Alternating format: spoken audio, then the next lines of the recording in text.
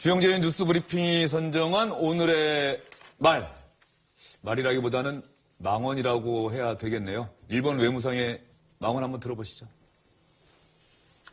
竹島はそもそも国際法上も、歴史的にも我が国固有の領土である立場に照らしてもご指摘の点は受け入れられない。 저 사실 우리 외교부 장관이 한 얘기랑 똑같네요. 다케시마만 빼면은. 그렇죠. 예. 저 내용이 왜 이렇게 나왔냐 하는 그 배경이 있습니다. 이번 주 월요일이었죠. 16일 날 경기도의회 의원 34명이 이런 결의를 합니다. 올해 안에 독도에 소녀상을 설치하겠다. 거기에 드는 돈 7천만 원을 모금하겠다 해서 도의회 로비에 그 모금함을 설치를 했거든요. 처음에는 일본 언론도 크게 이게 보도를 하지 않았습니다만은 그 극우 매체인 그 산케이 신문이 일면 톱으로 이걸 보도를 하게 됩니다. 그러니까 이제 그 기시다 후미오 일본 외상이 기자회견을 이제 열면서 아까 그 발언을 했는데요.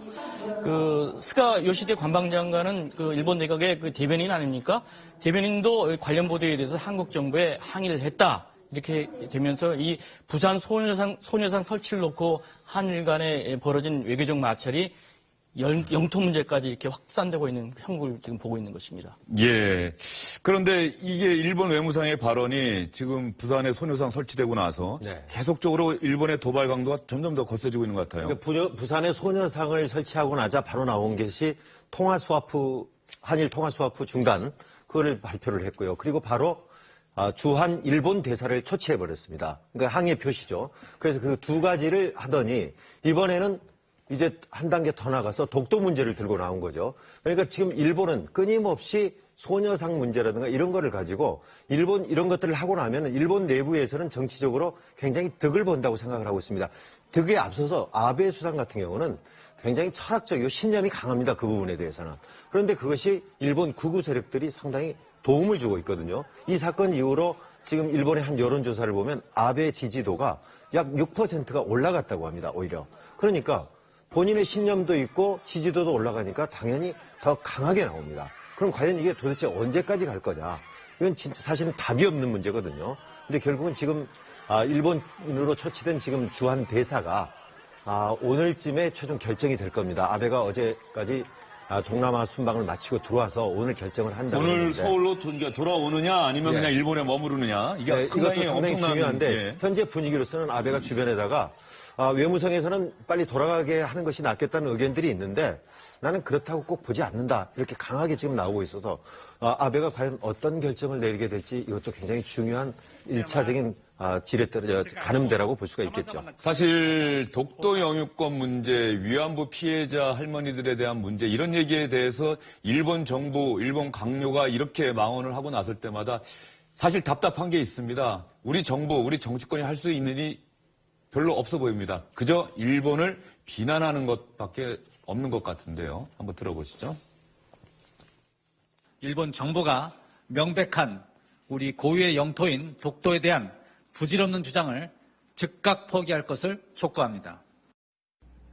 걸핏하면 일본 제국주의가 대한민국 영토를 총칼로 유린했던 시절을 그리워하며 시대의 착오적 행태를 규탄하는 일이 부질없을 정도입니다.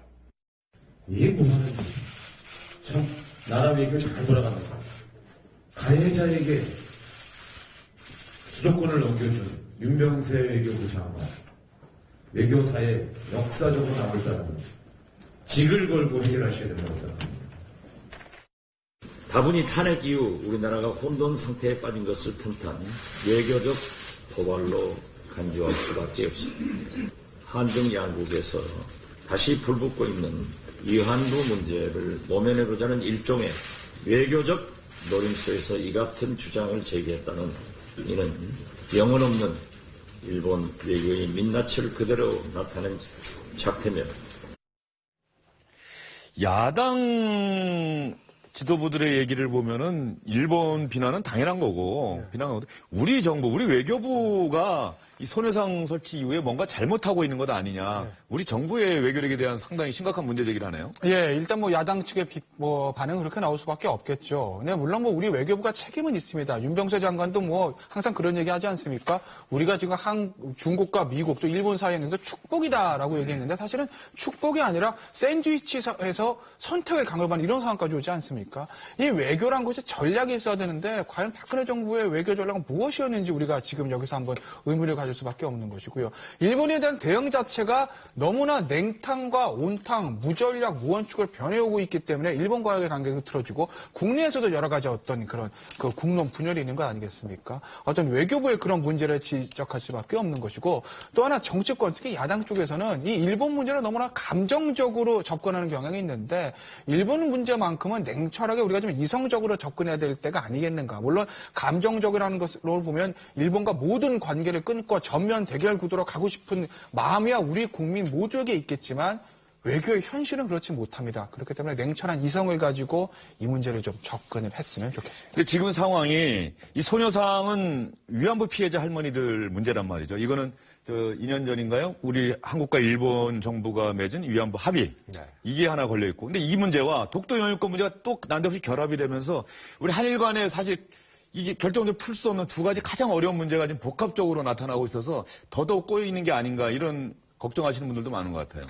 그러니까요. 소녀상 문제는 어찌 보면 지금 감정의 문제가 됐고요. 독도 문제는 영토의 문제로 지금 강한 걸로 맞받아쳤습니다. 그러니까 일본이 지금 소녀상 문제가 지금 나오고 있는 거를 그대로 가만히 있을 수는 없단 말이에요. 그런데 할 수 있는 것이 자기네들도 무슨 소녀상을 만든다고 할 수도 없는 문제고 그러다 보니까 영토라는 문제를 강하게 들고 나왔죠.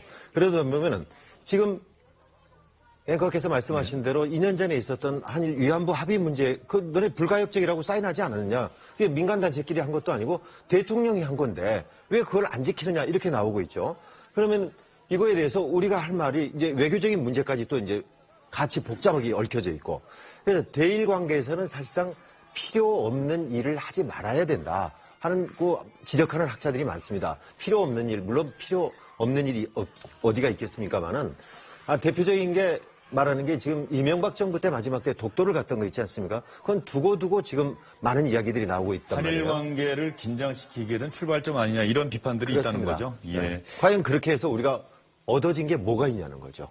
박 교수님 보시기에 지금 그러니까 독도 문제 또 별도로 소녀상 걸린 문제, 이 일본 청영사관 바로 앞에다 설치했다. 그래서 윤병세 외교장관이 뭐 장소 문제는 조금 고려해야 되는 것 아니냐 이렇게 좀 얘기를 하면서 국내에서는 윤병세 장관에 대한 비판도 많고 도대체 이 문제 어떻게 풀어야 될까요?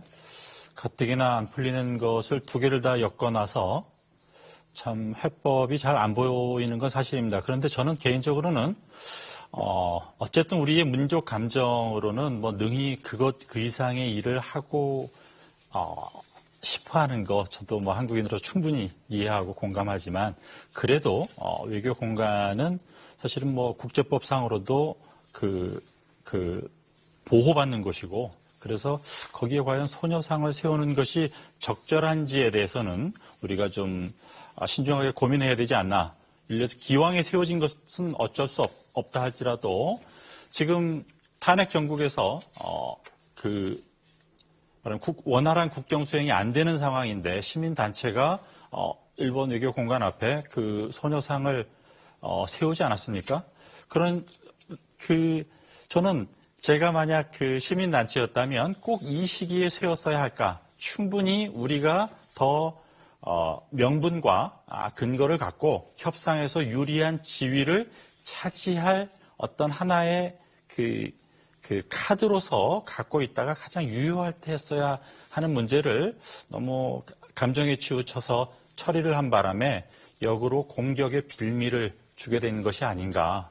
그런 좀 아쉬움을 갖고 있습니다. 지금 저희도 얘기하다 보니까 소녀상과 이 독도 문제가 계속해서 왔다 갔다 하는데요. 이 소녀상 문제와 또 특히 그 독도의 소녀상을 건립하겠다는 계획을 왜 경기도의회 의원들이 얘기를 하죠? 원래 경상북도 소속 아닙니까? 소속은 독도가? 경상북도죠. 근데 경기도의회가 하는 거는 경기도의회 안에 의원들 안에 모임이 있습니다. 독도사랑 국토사랑이라는 모임이 한 30여 명의 의원들이 이렇게 활동을 하고 있는데 거기에서 의견이 나왔고요. 다음 달에 경기도에서 전국 시도의회 의장단 모임이 있습니다. 거기에서 정식으로 자기들이 의견을 이야기하겠다. 그래서 경기도의회에서 중심이 돼가지고 전체 7천만 원 정도를 모아서 설립하겠다 하는 뜻을 밝힌 겁니다. 그래서요. 경기도 의회에서 좀 상관이 없어 보이는데 갑자기 독도의 소녀상 얘기하니까 김관영 경북도지사가 거기에 대한 입장을 밝혔습니다. 오늘 기자회견까지 열었어요. 지금 한일 간의 관계도 심상치 않게 돌아가니까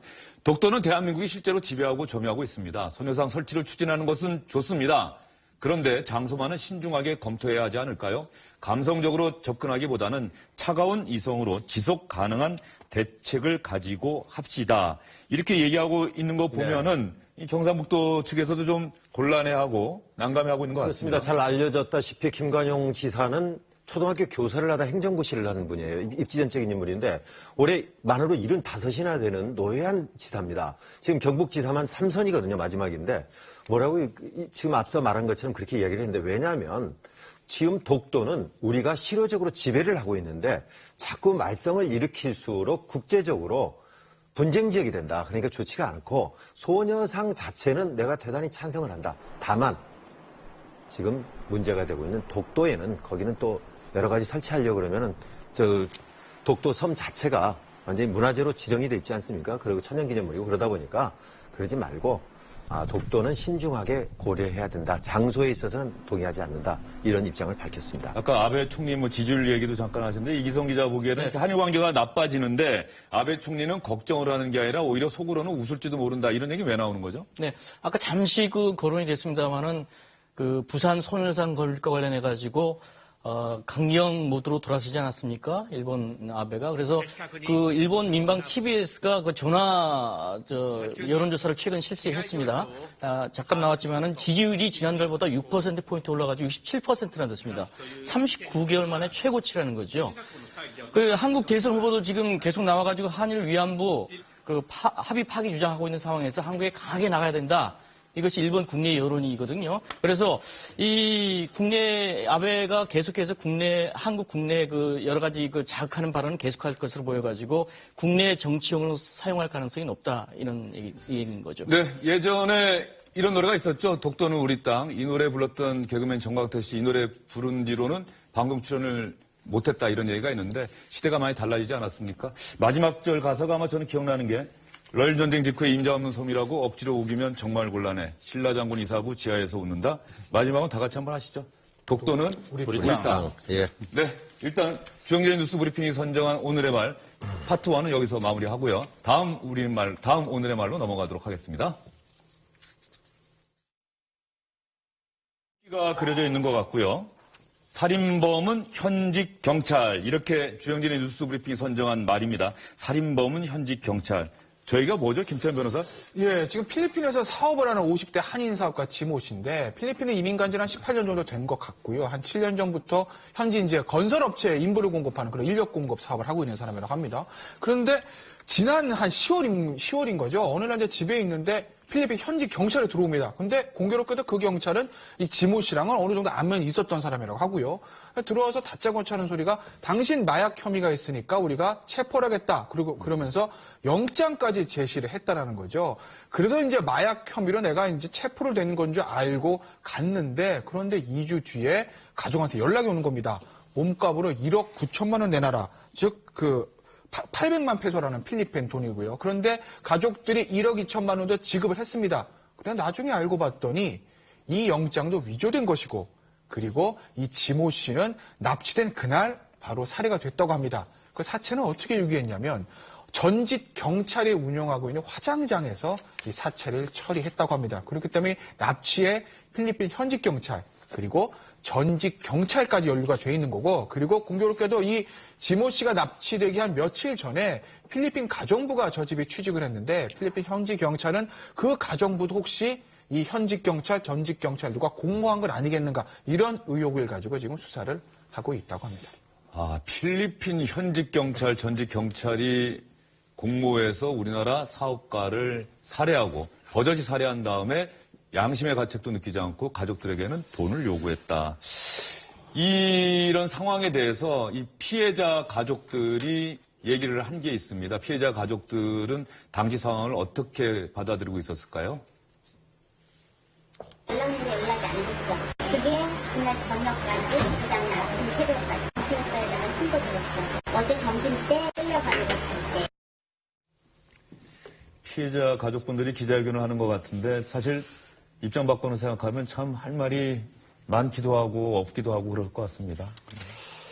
요즘 우리 국민들에게 약간 익숙한 말 중에 하나가 이게 국가냐인데 저 가족으로서는 이게 경찰이냐 라고 항변할 수밖에 없는 상황이죠. 사실은 필리핀은 아시아 전체 국가들이 민주주의 차원에서 낙후되어 있을 때 사실은 선도적 민주국가였습니다. 그런데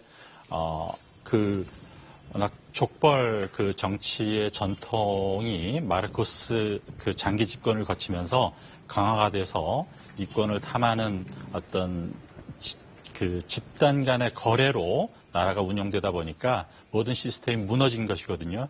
그러니까 그 국민들의 안전, 인간의 어떤 생명 보호 그런 것을 가장 우선적으로 해야 할 경찰에 의해서 저렇게 우리 국민이 안타깝게 목숨을 잃었다는 것을 듣는 심정 참 참담합니다. 필리핀에서 우리 한국인이 피살되는 사건이 자꾸 일어나서 필리핀에 대한 이미지도 그렇고요. 또 필리핀에 살고 계시는 분들, 관광 가시는 분들의 안전에 대한 우려가 상당히 많은데요. 경찰이 연루된 사건은 처음 아닐까 싶어요. 최근에 필리핀에서 이렇게 살인사건, 우리 한인들의 교민들에 대한 살인사건이 어제 오늘의 일은 아닙니다. 통계를 한번 보면요. 2012년만 해도 6건이었고 그 후로 해마다 10건 안팎의 살인사건이 계속 있었습니다. 작년에만 해도 이번 사건을 포함해서 9명이나 한인들이 숨졌거든요. 그런데 그 사건들은 대부분이 청부살인이라든가 조직폭력배들에게 요청을 해가지고 또는 돈을 목적으로 하는 우발적인 범죄라든가 이런 거였는데 이렇게 경찰들이 포함이 돼서 일어난 사건이라 훨씬 더 충격이 아주 강하게 다가서고 있습니다. 지금 두테르테 대통령의 취임 7월 이후에 6개월 동안을 비교를 해봤더니 필리핀 내부에서는 범죄가 상당히 줄었다고 합니다. 그런데 문제는 살인사건은 51%나 늘어났다고 해요. 그래서 무려 살인사건이 6개월 동안에 약 6천여 건이라고 그러는데 얼마나 많이, 그러니까 강한 처벌을 하다 보니까 오히려 강력범죄는 더 늘어난다는 공식이 있거든요. 그게 현실적으로 들어오는 거 아닌가 싶습니다. 당장 우리 외교부가 현재 필리핀 외교장관에게 전화를 해서 정확한 진상조사 그리고 사법처리 강력하게 촉구를 하고 나섰습니다. 그래서 세시 뉴스 브리핑팀에서 필리핀에 살고 계시는 교민들의 이야기 들어봤습니다. 경찰이 연루된 살인사건 일어난 직후에 현재 필리핀의 분위기, 교민들의 분위기는 어떨까요? 필리핀 경찰청의 마약 수사국 전담 특별 수사관들입니다. 한인이 발생했던 사건을 떠나서 이 경찰의 지나친 어떤 권력 남용이라든가 이런 부분이 필리핀 자체 내에서도 문제가 될 수 있는 큰 소지가 될 것 같습니다. 직접적인 경찰이 가담이 돼서 한인이 이렇게 직접 큰 피해를 당하는 경우는 없었죠. 더구나 요거는 이제 우리가 상상도 할 수 없을 그런 정도의 피해가 발생한 거기 때문에 사실 굉장히 큰 충격을 주는데 현지 경찰로부터 소식을 듣기로는 오늘 정도 이 경찰청장이 이 현지 경찰이 연루된 사건에 대해서 기자회견을 할 걸로 예정이 되어 있답니다. 그리고 이게 발표가 되고 나면 큰 파장이 일 것 같아요. 네, 현지 경찰청장이 기자회견하면 파장이 일겠다 이렇게 전망을 해주셨는데 교민께서 피해자 가족들이 필리핀 정부 상대로 해서 소송 내고 배상 받을 수 있을까요? 일단 뭐 우리나라 외교부가 밝혔듯이 이제 피해자 가족들이 필리핀 국가를 상대로 국가배상 청구 소송을 제기할 것이라고 하고요. 필리핀 당국도 지금 본인들의 어떤 현지 경찰이나 전직 경찰이 연루된 것을 인정했기 때문에 아마 배상을 받을 수 있지 않을까 현재까지는 그렇게 보입니다. 네, 필리핀 정부 아무리 엄정하게 처벌하겠다, 수사하겠다 이렇게 얘기하면 뭐 하겠습니까? 이런 일이 자꾸 일어나면은 우리 교민들 불안해서 못 살고 우리 국민들 필리핀으로 여행 가고 싶어도 못 가지 않겠습니까? 정말로 필리핀 정부에서 사태의 심각성을 잘 깨닫고 엄정하게 대처해 주기를 바라겠습니다. 다음 주영진의 뉴스 브리핑이 선정한 다음 말도 한번 보시죠. 엉터리 재판이라고 그러면 징역 2년 추가. 이 얘기는 또 뭡니까? 이 법정 얘기 같은데요. 법정에서 판사가 선고한 내용을 가지고 지금 논란이 일고 있는데요. 지금 일어나고 있는 데는 어디냐면은 의정부 지원의 항소심이 지난 12일에 벌어졌는데 이 사건을 좀 알기 위해서는 원래 1심에서 지금 일어났던 일입니다. 1심은 고양지원에서 있었는데요. 그쪽에서 작년 9월 20일 이런 사건이 있어서 재판이 있었습니다. 무고 그리고 사문서 위조로 기소가 된 한 피고인이 이제 선고 공판을 할 거 아닙니까? 선고를 할 때 판사가 선고를 하면서 징역 1년을 선고한다 그랬더니 엉터리다. 이게 엉터리 재판이다 하고 항의를 하면서 나갔어요. 근데 밖으로 나가고 있는 피고인을 다시 불러가지고 2년 더 3년 이렇게 선고를 해서 이거에 대해서 지금 불만 품고 지금 2심으로 항소를 해서 다음 달 14일 날 선고 공판을 앞두고 있는 사건입니다. 우리가 흔히 이 사회 과목 배울 때 뭐 일사부재리, 일사부재의 뭐 이런 거 배우지 않습니까? 그런데 판사가 징역 1년 하고 얘기하다가 물론 저 주문을 다 끝내지 않았다. 다 읽지 않았는데 막 욕을 하면서 덤벼드니까 불만이야? 그러면 징역 1년이 아니라 3년. 이게 가능한 거예요? 그러니까 이거 이제 판사 설명이거든요. 내가 선고를 완전히 맞춘 게 아니라 하고 있는데 막 저런 뭐 부적절한 언동들을 해서 내가 선고형을 높였다 이렇게 얘기를 하는 건데요. 제가 퀴즈를 하나 내드릴게요. 만약에 판결문에 무죄로 돼 있는데 판사가 유죄로 선고를 하면 무죄일까요? 유죄일까요? 뭐가 맞을까요? 판결문이랑 판사가 낭독한 거랑요? 해보시죠, 대답. 그 판결문에 있는 게 맞지 않습니까? 예, 뭐가 맞을까요? 저는 판결문보다도 그러니까 잘못했다 그런 거는 다시 번복이 될 것 같습니다. 예, 그러니까 판결문보다는 말을 하는 게 맞습니다. 그러니까 판결문에 무죄라고 그래도 잘못해가지고 유죄하고 읽고 땅땅땅 치고 들어가면 유죄입니다. 나중에 항소심에서 이제 변경되는 거죠. 그러니까 사실 이게 딱 그런 케이스인데 판결문에 분명히 1년으로 써왔다는 거죠. 그런데 이제 판사가 1년으로 있다가 3년으로 바꿨다는 거 아니겠습니까? 그런데 문제는 판사가 언제 바꿨냐는 건데 징역 1 하다가 막 뭐라고 그래야지 잠깐 다시 하고 3년 하면 가능합니다. 그런데 지금 피고인 얘기는 뭐냐면 징역 1년 끝 했는데 본인이 나가면서 소리를 치니까 잠깐 와봐. 그래가지고 3년을 올렸다는 거 아니겠습니까? 피고인 주장대로 하면 징역 1년 하는 순간 끝난 거기 때문에 3년으로 못 올린다는 거죠. 근데 원래 법정 소란행위로 친다면 뭐 판사에게 대들고 항의하고 원래 그러면 안 되지 않습니까? 그렇죠. 법정에서는. 그러면 감치명이나 부금 이런 거 아닙니까? 그러니까 원칙대로 하면은 징역 뭐 1년 하고 그리고 들어가는데 만약에 소란을 피웠다면 별도 이제 감치 재판을 해야 되는 건데 그게 아니라 1년에서 3년으로 순식간에 2년 올렸다는 거 아니겠어요? 거기서 과연 그 판사의 행동이 적절했는가라는 얘기가 하나 있는 것이고요. 행위의 적절성보다 더 중요한 것은 정말 1년이라고 선고하기 전에 3년을 올린 건지 선고 다 끝났는데 도저히 안 되겠는데 와봐 그래서 3년으로 한 건지 그 부분에 대한 것이 지금 항소심에서 가려져야 되는데 글쎄 이게 가려질 수 있을지 좀 어려워 보이네요. 피고인 측에서 그래서 이 부분 때문에 이 부분을 집중적으로 문제 제기하면서 지금 항소를 한 거죠. 네, 그렇죠. 그 피고인의 얘기는 또 다릅니다. 그 변호사와 피고인의 얘기는 그 엉터리 재판 이 얘기했던 건 맞다. 그리고 난 다음에 나갔다. 법정 경위가 이렇게 해서 출입구 있지 않습니까? 피고인 출입구를 통해서 나갔는데 다시 법정을 완전히 떠난 거죠. 이 사람이 주장하는 것은. 그 다음에 다시 또 불렀다는 거 아닙니까? 다시 불러가지고 징역 3년으로 이렇게 선고를 했다. 이거 정말 너무 황당한 거 아니냐. 그래서 이 관계로는 A씨 그 친구들 증언도 있고요. 또 이 피의자는 이 공정한 재판이 아니라 이거는 이제 악감정이 이제 섞인 것이다. 그래서 자기는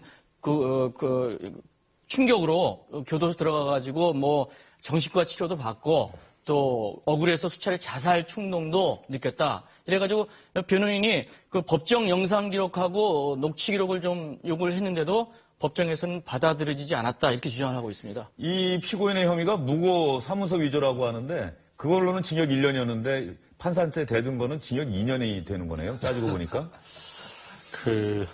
법이 객관적이고 공정한 것이어야 하죠. 근데 어쨌든 그 법을 집행하고 판단하는 그 판사분은 사람이니까 사실은 그 사이에서 벌어진 일이 아닐까 싶은데요. 저 개인적으로는 여기에 대한 법적 다툼은 뭐 항소심이 이루어진다니까 그 정정될 기회도 있고, 근데 저는 개인적으로는 우리가 좀 사법부의 권위에 대해서 너무 좀 소홀하게 생각하는 거 아닌가. 예를 들어서 부당한 판결이다라는 것을 밖에 나와서 얼마든지 언론이나 다른 경로를 통해서 표현하는 것은 그것은 뭐 국민의 당연한 권리입니다. 그런데 재판정에서 자기가 원하지 않는 결과가 나왔다고 해서 저런 식으로 소란을 피우고 이러는 것에 대해서는 우리가 조금은 더 엄정하게 그 책임을 물어야 한다고 저는 생각을 해요. 그래서 과연 2년이 더 얹어진 것이 정당한 거에 대해서는 저는 뭐 판단할 위치에 있지 않습니다. 그런데 이번 사건 자체가 앞으로 우리가 그 사법부의 권위를 좀 존중하고 생각해 보게 되는 그런 계기가 되었으면 하고 바랍니다. 단답으로 여쭤볼게요, 김태현 변호사. 항소심에서 조정 되겠죠? 될 것 같은데요. 예. 알겠습니다. 지금까지 주영진의 뉴스 브리핑이 선정한 오늘의 말이었습니다.